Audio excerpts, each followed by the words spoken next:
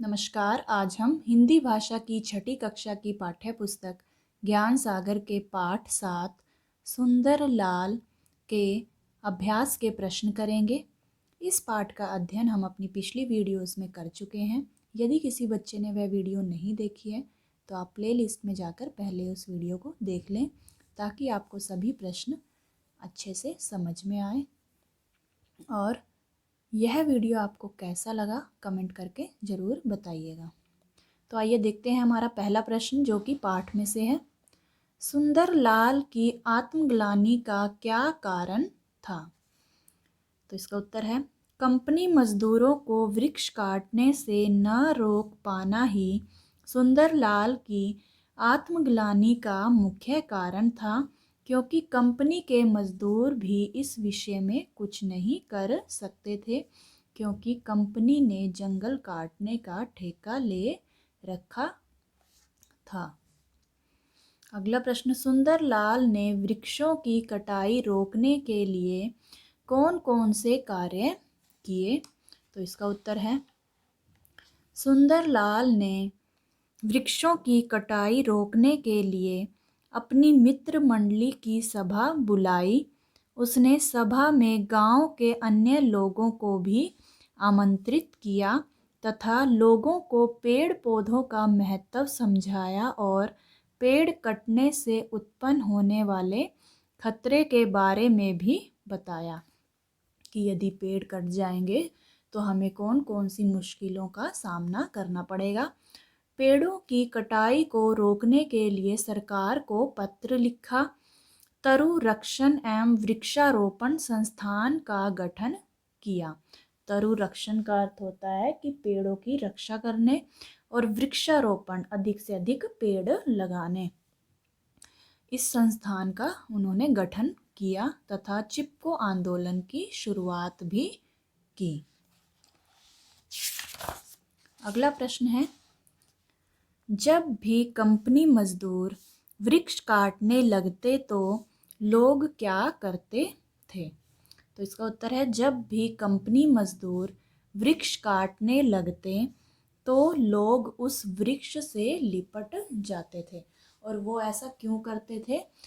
वृक्षों की रक्षा करने के लिए। वृक्षों की रक्षा करने के लिए वे उस पेड़ से लिपट जाते थे ताकि जो कंपनी मजदूर हैं वे वृक्ष को न काट पाए। हमारा अगला प्रश्न है प्रश्न 4, उचित उत्तर पर सही का निशान लगाइए। पहला प्रश्न देखते हैं, सुंदर लाल पेड़ पौधों को किसके समान मानता था? तो ये ऑप्शन दिए गए हैं, मित्रों के समान, माता पिता, भाई बहन या पूर्वजों। तो इसका उत्तर है माता पिता। जो सुंदर लाल है वह पेड़ पौधों को अपने माता पिता के समान मानता था। अगला प्रश्न, सुंदर लाल अपनी बीए की परीक्षा के लिए कहाँ जा रहे थे? दिल्ली, गुजरात, नैनीताल या शिमला? तो इसका उत्तर है नैनीताल। पांचवा प्रश्न, पाठ के आधार पर नीचे कुछ कथन दिए गए हैं। सही कथनों के आगे सही का चिन्ह और गलत के आगे गलत का चिन्ह लगाइए। तो पहला देखते हैं कथन, सुंदर लाल वृक्ष काटने वालों से लड़ाई झगड़ा करता था। तो ये आएगा सही। सुंदर लाल मैदानी गांव में रहता था। गलत, वो तो पहाड़ी गांव में रहता था। सुंदर लाल ने तरु रक्षण एवं वृक्षारोपण संस्थान का गठन किया। तो इसका आएगा सही। सुंदर लाल ने लोगों को फसलों की कटाई का ढंग समझाया। गलत। सुंदर लाल के इस आंदोलन से चिपको आंदोलन का सूत्रपात हुआ। तो इसका उत्तर आएगा सही। अब अगला प्रश्न हमारा जो है बातचीत से संबंधित है। तो देखते हैं हमारा पहला प्रश्न, आपको सुंदर लाल में कौन कौन से गुण नजर आते हैं? पाठ में से ऐसे अंशों को उदाहरण के रूप में बताइए जो इन गुणों के बारे में बताते हैं। कि हमें सुंदर लाल में कौन कौन से गुण नजर आते हैं। इस पाठ में जहाँ पर भी जो भी मतलब ऐसे अंश हैं हमें उन्हें उदाहरण के रूप में बताना है जिससे पता चलता है उसके गुणों के बारे में। तो उत्तर देखते हैं, मुझे सुंदर लाल में प्रकृति प्रेमी होने का भाव नजर आता है। क्योंकि वह बचपन से ही पेड़ पौधों से प्रेम करता था। वह संवेदनशील भी था, क्योंकि जब भी वह पेड़ पौधों पर चलने वाली कुल्हाड़ियों का प्रहार देखता था तो उसका मन व्याकुल हो उठता था। उसे ऐसा लगता था जैसे वह प्रहार उसके शरीर पर हो रहा हो। उसमें नेता के गुण भी थे, तभी तो उसके नेतृत्व में चिपको आंदोलन का सूत्रपात हुआ। वे एक कुशल पर्यावरणविद थे, तभी तो पेड़ों के न रहने पर होने वाले असंतुलन का उन्हें बोध था। पर्यावरणविद यानी कि जो पर्यावरण का ज्ञाता होता है, जिन्हें पता होता है कि पर्यावरण के संतुलन के लिए क्या आवश्यक है और उसे कैसे बचाया जा सकता है, पर्यावरण को कैसे बचाया जा सकता है। अगला प्रश्न, सुंदरलाल पेड़ पौधों, वनों और वृक्षों के किस वैज्ञानिक महत्व को समझने लगे थे? तो उत्तर है, सुंदरलाल समझ गया था कि यदि पेड़ पौधे नष्ट हो गए तो पर्यावरण का संतुलन बिगड़ जाएगा। वृक्षों की अंधाधुंध कटाई से वर्षा नहीं हो पाएगी।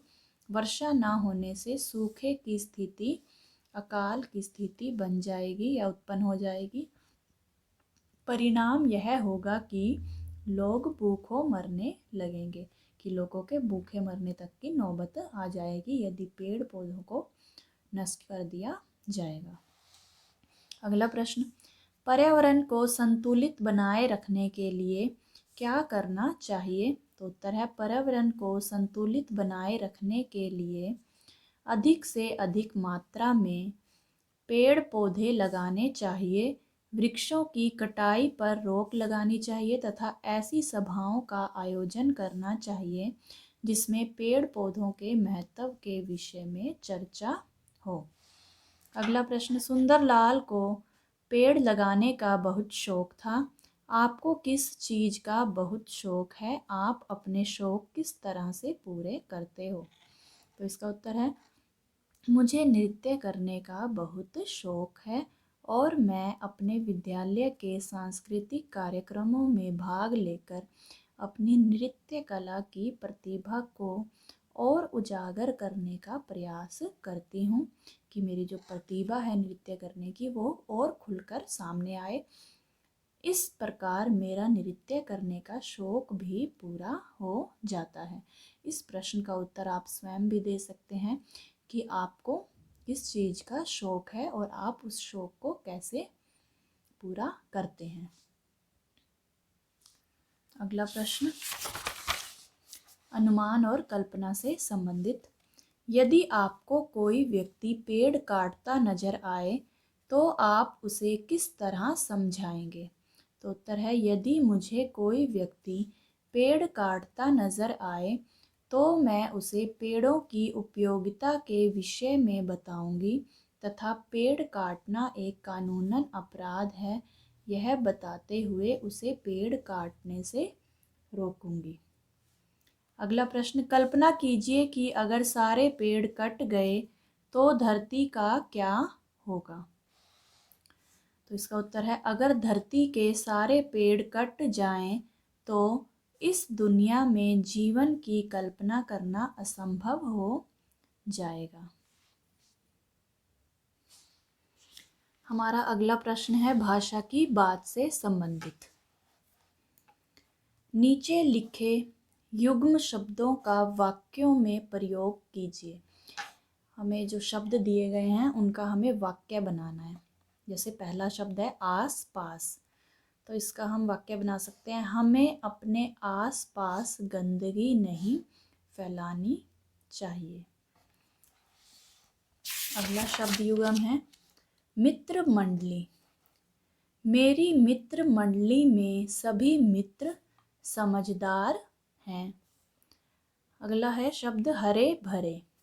मुझे हरे भरे खेतों में घूमना पसंद है। कहते कहते, दादी माँ कहानी कहते कहते सो गई। अब भाषा की बात से ही संबंधित हमारा जो अगला प्रश्न है, नीचे दिए गए शब्द पाठ से लिए हैं, बताइए कि ये स्त्रीलिंग हैं या पुल्लिंग। पहले तो हम यह जान लेते हैं कि लिंग किसे कहते हैं। अब शब्द के जिस रूप से यह ज्ञात हो कि वह पुरुष जाति का है अथवा स्त्री जाति का, उसे हम क्या कहते हैं, लिंग कहते हैं। और लिंग जो है दो तरह के होते हैं, हिंदी में दो लिंग हैं, जैसे पुल्लिंग, स्त्रीलिंग। पुल्लिंग कौन से होते हैं, पुरुषत्व का बोध कराने वाले शब्द पुल्लिंग कहलाते हैं, जैसे लड़का, मनुष्य, घोड़ा, देश। और स्त्रीलिंग क्या होते हैं, स्त्रीत्व का बोध कराने वाले शब्द स्त्रीलिंग कहलाते हैं, जैसे लड़की, देवी, घोड़ी, गायिका, अभिनेत्री आदि। और जो कुछ शब्द होते हैं जो अप्राणीवाचक शब्द, संज्ञा शब्द होते हैं, जैसे पुस्तक, सिक्का, ये अप्राणीवाचक संज्ञा शब्द हैं। इनकी पहचान, इनके लिंग की पहचान हम कैसे कर सकते हैं, इनके साथ क्रिया या विशेषण शब्द लगाकर। ठीक है, कि क्रिया या विशेषण लगाकर हम इनकी पहचान कर सकते हैं। जैसे पुस्तक है, पुस्तक अप्राणीवाचक संज्ञा शब्द है, तो पुस्तक के आगे हम लगा दें यदि पुस्तक फट गई। अब क्रिया लगा दी हमने कि पुस्तक फट गई, तो यानी कि पुस्तक क्या हुई, स्त्रीलिंग। फट गई, फट गया तो नहीं बोला ना हमने, तो फट गई यानी कि स्त्रीलिंग। और उसी प्रकार यह पुस्तक अच्छी है, अब हमने विशेषण लगा दिया है कि पुस्तक कैसी है, अच्छी है, तो इससे भी हमें पता लग रहा है कि स्त्रीलिंग है ये शब्द पुस्तक। और सिक्का का देखते हैं, सिक्का चल गया। अब गया, सिक्का चल गई तो नहीं है ना, सिक्का चल गया बोला है हमने, तो ये पुल्लिंग शब्द में आएगा। उसी प्रकार अब सिक्का के आगे हम विशेषण लगा देते हैं, खोटा सिक्का चल गया। अब सिक्का कैसा है, खोटा, तो खोटा सिक्का चल गया, तो हमें पता लग रहा है कि यह क्या है, पुल्लिंग शब्द है। उसी प्रकार ये जितने भी शब्द दिए गए हैं, जैसे कि शरीर, पढ़ाई, कुल्हाड़ियाँ, पत्र, जंगल, कटाई, इन शब्दों की पहचान भी आप इनके साथ क्रिया या विशेषण शब्द लगाकर कर सकते हैं। जैसे शरीर का तो यहाँ पर दिया ही गया है कि यह एक पुल्लिंग शब्द है। पढ़ाई क्या है, स्त्रीलिंग शब्द है। कुल्हाड़ियाँ, ये भी स्त्रीलिंग शब्द है। पत्र पुल्लिंग शब्द है। जंगल पुल्लिंग शब्द है। और कटाई क्या है, स्त्रीलिंग शब्द है। इसमें से भी हम एक दो उदाहरण ले लेते हैं, जैसे पत्र, पत्र फट गया। पत्र फट गई तो नहीं बोलेंगे ना, सही वाक्य तो यही बनेगा ना कि पत्र फट गया, यानी कि पुल्लिंग। और जो कुल्हाड़ियाँ, जितने भी मतलब इया वाले शब्द होते हैं जिनके अंत में इया लगा होता है, इया प्रत्यय वाले जो अंत में लगते हैं उन्हें प्रत्यय कहते हैं। तो जिनके भी पीछे इया लगा होता है तो वे स्त्रीलिंग शब्द होते हैं, जैसे चिड़िया, दुखिया, बछिया, बिटिया। ठीक है, तो कुल्हाड़ियाँ भी स्त्रीलिंग शब्द में आएगा। आगे बढ़ते हैं हमारे अगले प्रश्न की ओर। हमारा जो अगला प्रश्न है जीवन मूल्य से संबंधित है। पेड़ पौधों में भी जीवन है, ये हमें अनाज, फल, छाया, ऑक्सीजन आदि देते हैं। धूप, वर्षा, जाड़ा, धूल आदि अपने ऊपर लेकर हमें सुख देते हैं। अब प्रश्न देखते हैं, पेड़ पौधों को काटना उचित नहीं है, कारण बताइए। तो इसका उत्तर है, पेड़ पौधों को काटना उचित नहीं है क्योंकि उनमें भी जीवन होता है, उन्हें भी सुख दुख और पीड़ा का अनुभव होता है। सबसे महत्वपूर्ण बात तो यह है कि वृक्ष हमें आजीवन अमूल्य चीज़ें देते हैं, इसलिए हमें भी बदले में उनकी रक्षा करने का प्रयास करते रहना चाहिए। अगला प्रश्न है, पेड़ पौधों की विशेषता है परोपकार। कि पेड़ पौधों की विशेषता क्या है कि वे परोपकारी होते हैं। हमें भी उनकी तरह परोपकारी बनना चाहिए, क्यों? तो उत्तर है, हमें भी पेड़ पौधों की तरह परोपकारी बनना चाहिए, क्योंकि परोपकारी मनुष्य सदा के लिए अमर हो जाता है। और यदि हमें अपने जीवन को सफल बनाना है तो दूसरों पर उपकार करना चाहिए, ताकि हम उस मनुष्य की यादों में सदा जिंदा रहें। अब मान लीजिए आपने किसी गरीब व्यक्ति की, जिसे सहायता की बहुत ही ज़रूरत थी, आपने उसकी सहायता की और वह जो है आपको जीवन भर याद करेगा कि उस व्यक्ति ने मेरी मुश्किल समय में मेरी सहायता की थी, जबकि किसी और ने मेरी सहायता नहीं की, उस व्यक्ति ने मेरी सहायता की थी। तो आपने उस व्यक्ति पर परोपकार किया, उस पर उपकार किया, तो वह मनुष्य जो है आपको सदा ही याद करता रहेगा।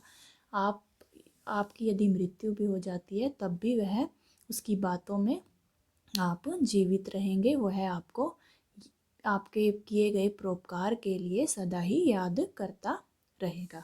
तो इस प्रकार आपका जो जीवन है वह सफल हो जाएगा और आप अमर हो जाएंगे। आशा करती हूँ आपको सभी प्रश्न अच्छे से समझ में आ गए होंगे। तो मिलते हैं अगली वीडियो में, तब तक के लिए नमस्कार।